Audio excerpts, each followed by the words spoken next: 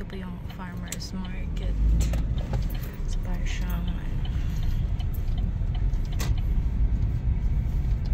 kanilang public market. Diyan may mga live na mga animals. Yan. So, mga nagtitinda ng kung ano-ano. Dito naman mga rugs daw. Dito mga doon hanggang itong mga karne.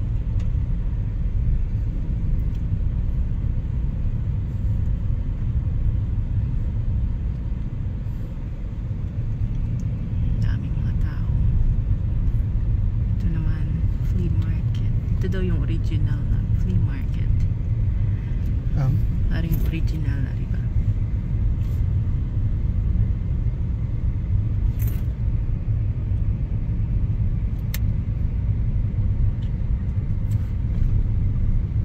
Nag-garage sale. So, yan yung flea market. So, kami, overhaul kami mamaya.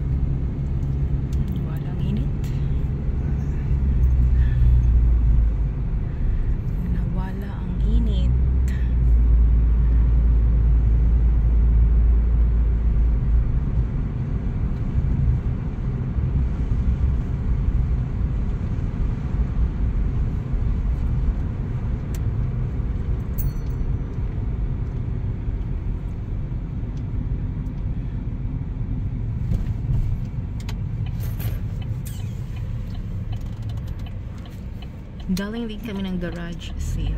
Basta may mga ganyan, merong mga ng garage or yard sale pala, sorry.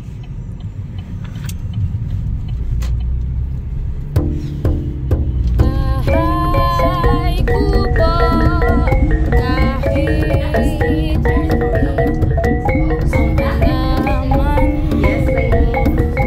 ay sari-sari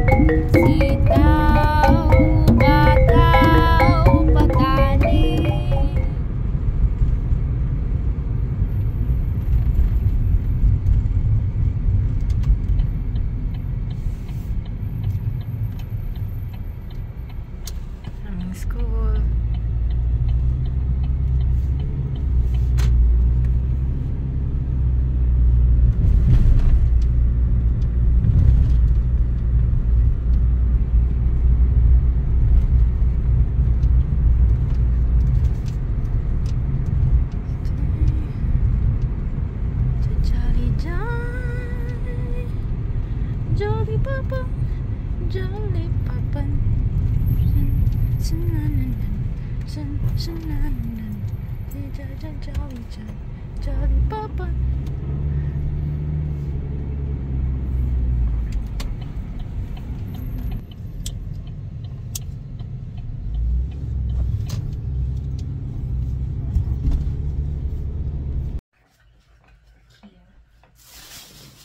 Ito yung mga nabili namin sa flea market.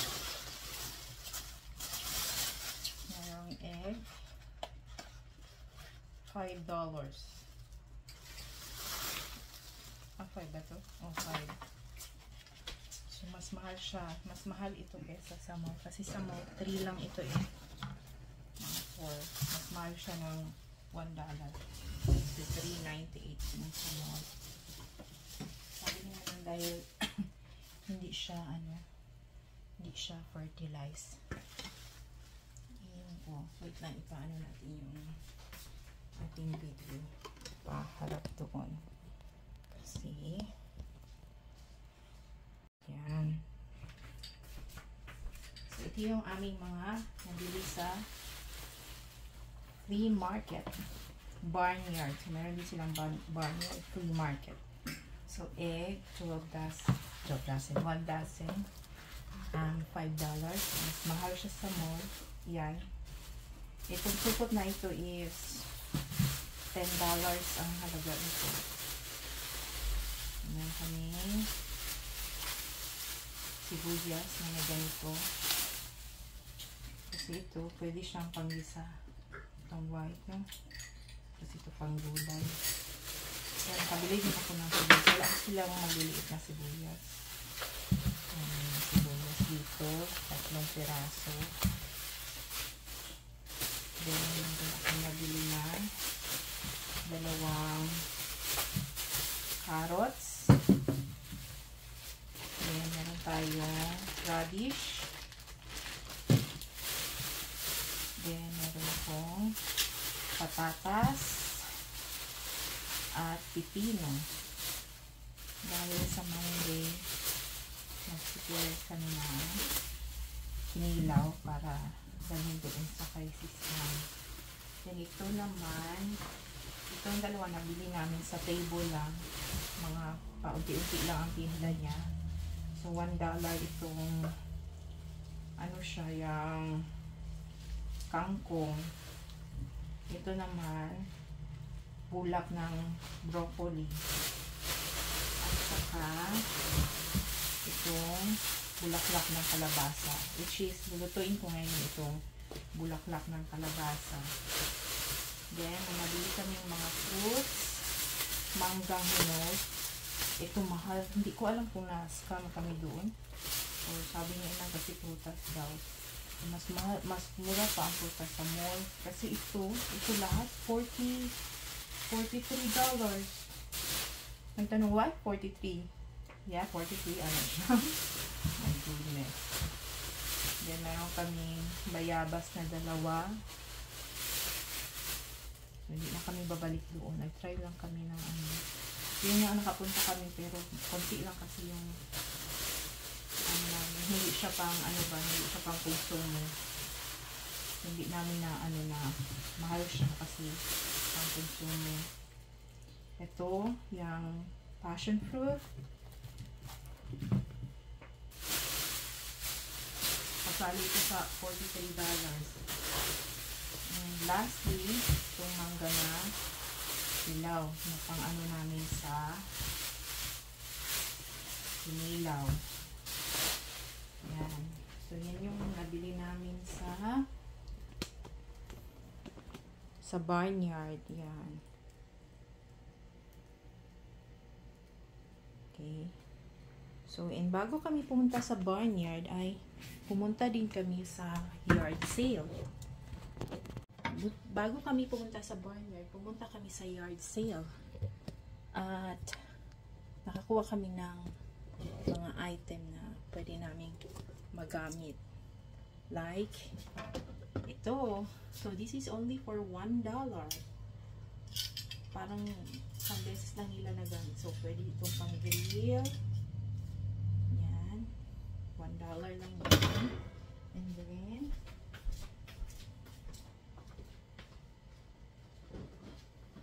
itong shoes.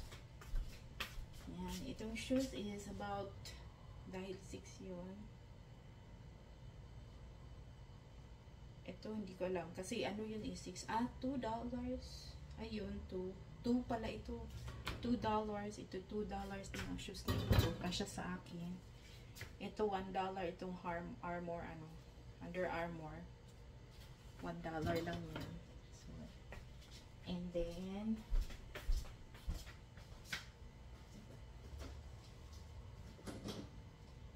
ito, $5 ito. Lalagyan ni Emma ng mga tools niya. Dito na kasi marumi. At saka, itong bag. Ang bag na ito ay Calvin Klein. Calvin Klein na bag. Yan oh. Naka-hologram talaga mo. Naka-hologram talaga siya. Meron pang $1. Tingnan natin baka may mga nasingit dito na pera. Yun lang nakita ko. Siguro good luck yun siya. Good luck charm.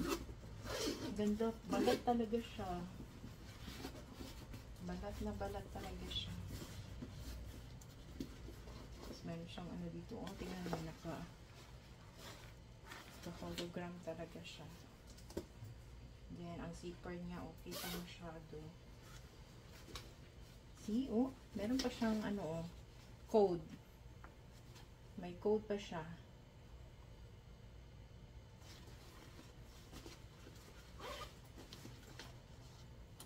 Meron pang one doon. Hindi ko lang alam kung original ito, pero maganda pa siya. For $2. $2 lang kaya ito. See? Wala akong Calvin Klein. So, nilinisan ko ito.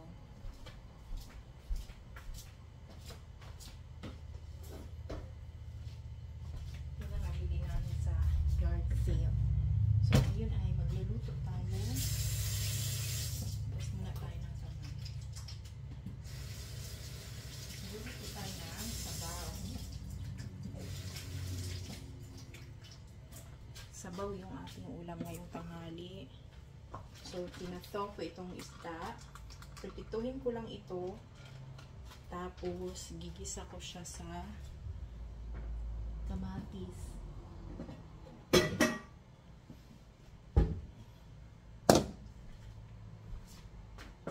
Lagyan ko ng gulay.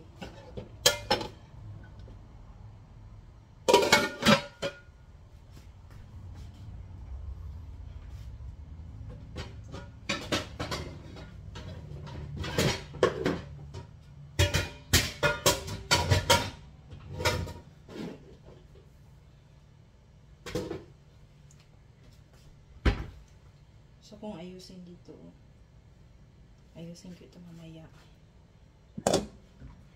Tapos kung luto.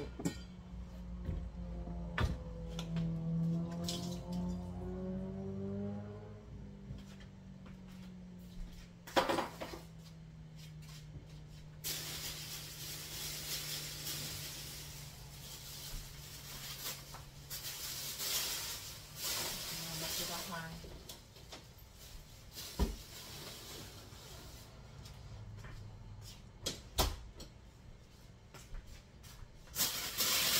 Slice ko yung isda para itutuhin ko na siya.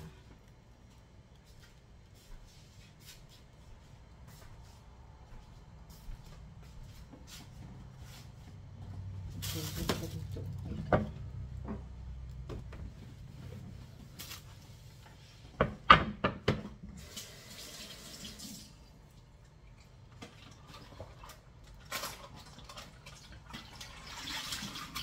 Ito na isda. Nabili pa namin ito sa Super G.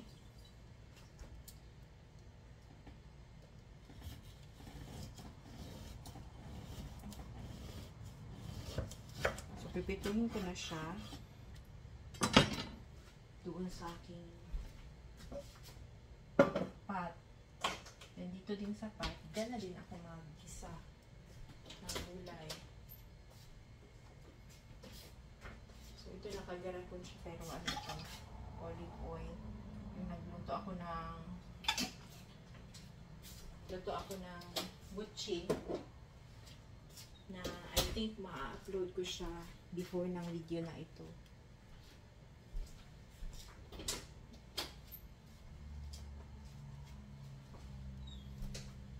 Sina natin ng konti yung ating ayaw niya makita. Okay lang. Inasinan ko yung ni-slice ko na isda.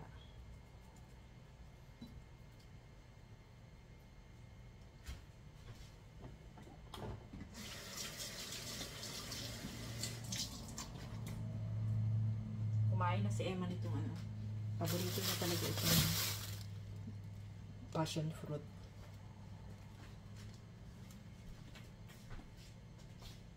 Then while waiting, i-arrange ko yung mga gulay. Mga prutas. Malalagyan ko ng prutas dito. Oh. Pero I think itatapon ko na itong beet. Kasi nagkulubot na yung beet. Beetroot. Then itong mangga dito.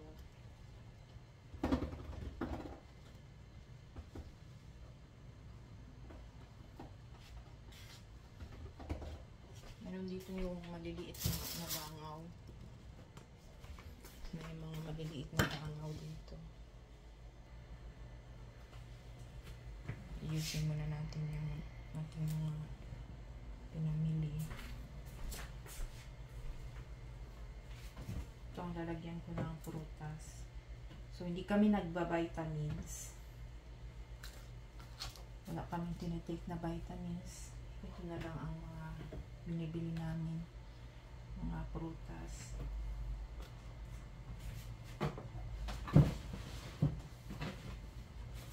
Ito, salik ito sa gulay mamaya. Ito pa na bulok na siya.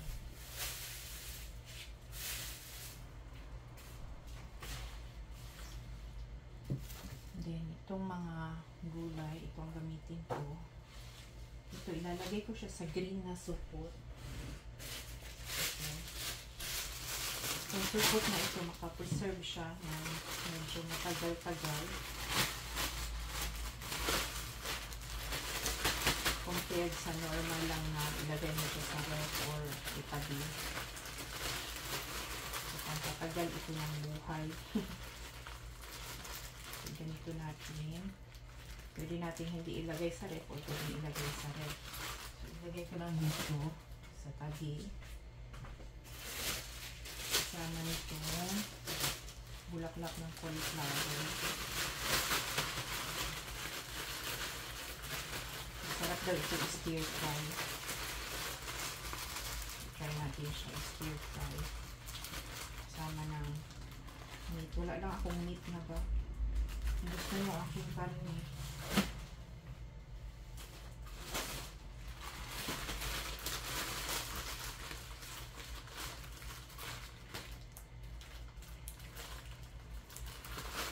Gusto mo aking karne. May nagtatanong bakit ba ako nag-YouTube? So, nag-YouTube ako yung first 2019 dahil sa tutorial. Kasi may mga co-teacher ako na nagpapaturo na mga ganito, yan. So, para hindi maano yung time ko na magturo isa-isa, gumawa ako ng tutorial, like tutorial paano gumawa ng quiz sa Google, ganun. Gumawa ako ng tutorial para sa kanila, isasend lang yung link, yun. And then, after nun, nag-upload ako ng mga tutorial, nakita ko na, uy, umabot na ako sa 1,000 nun. And then, nag-monetize na siya. So, pagdating ko dito sa US, nag-monetize na yun. Pero, konti lang, mga cents lang ang increase ng monetize na yun. Dito ko muna ito.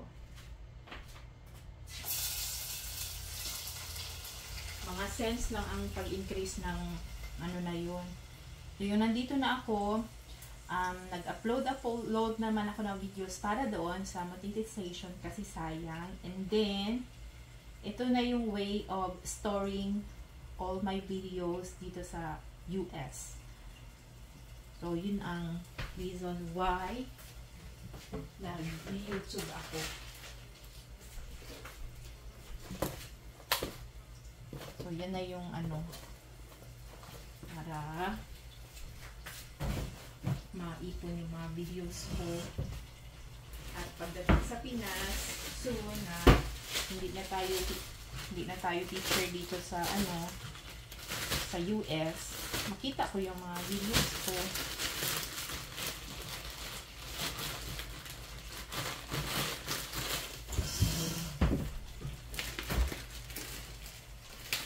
Linisan ko din pala yung ano sa ref. Kasi yung, alam nyo ba ang gamit ko dyan sa ref? Yung pinaka ano lang, yung before sa freezer. Makita ba yan?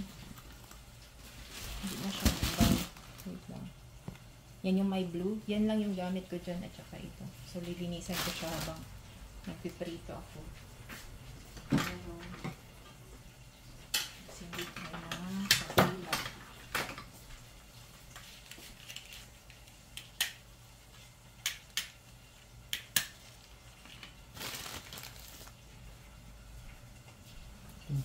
Ganun.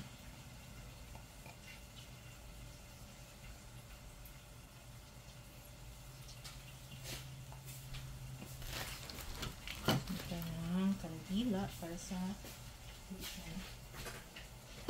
nasa natin dito. Kainin natin ngayon. Wala na ano. Gagamitin natin ngayon.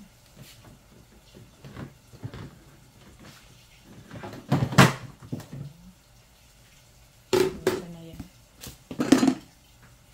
Ito yung paksiw. Pwede ko ba ito?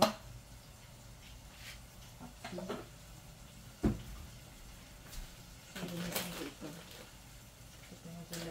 Ano niya? Ha? Ano? Kalabasa. Hindi ka naka? Dalawa po. Matatlo pa pa na. Ito lang yung gamit namin dito. Itong layer na ito.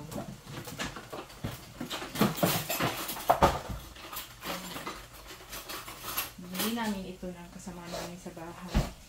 Kaya merong red dito na ano, na pinahiram. So itong ano, hati kami nito pagbili.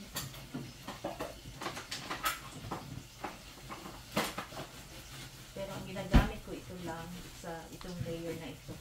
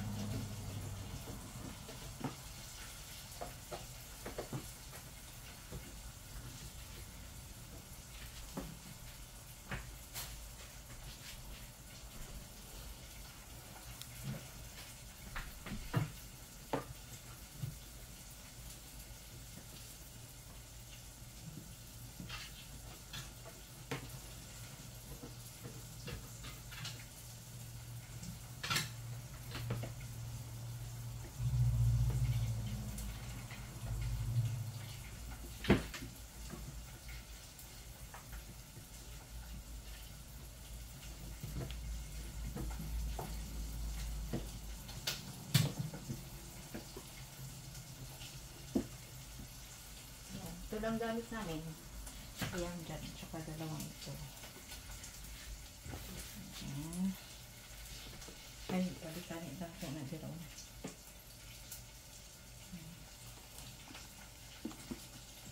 Ano yung ano? Black pot? Ha?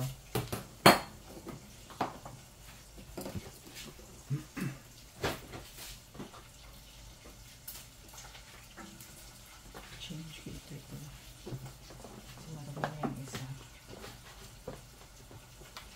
Kasi pag hindi mo lagay dito, magugol siya.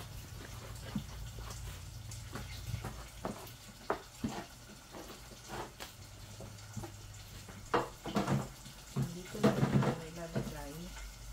Ito mga pang ano, halo-halo. Ano ito lang yun? Alam sila namin sa mga ano. Yung kami pala kayo ng halo-halo.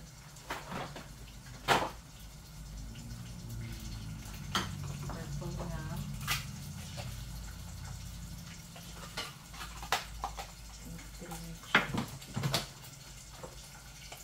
Yung kimchi.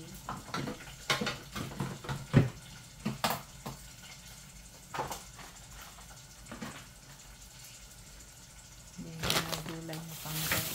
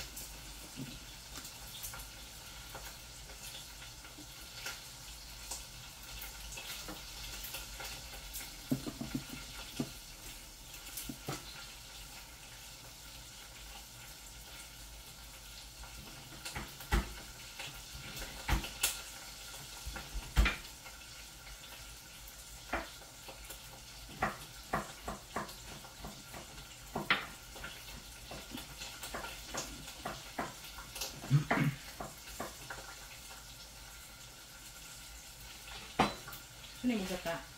Ah, Gataan na. Dili. Sabaw lang isa. sabi na. Ha? Nang wala nagigisa-gisa ba? Okay na. Dili sa ano eh.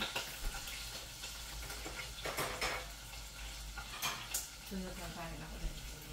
Ha?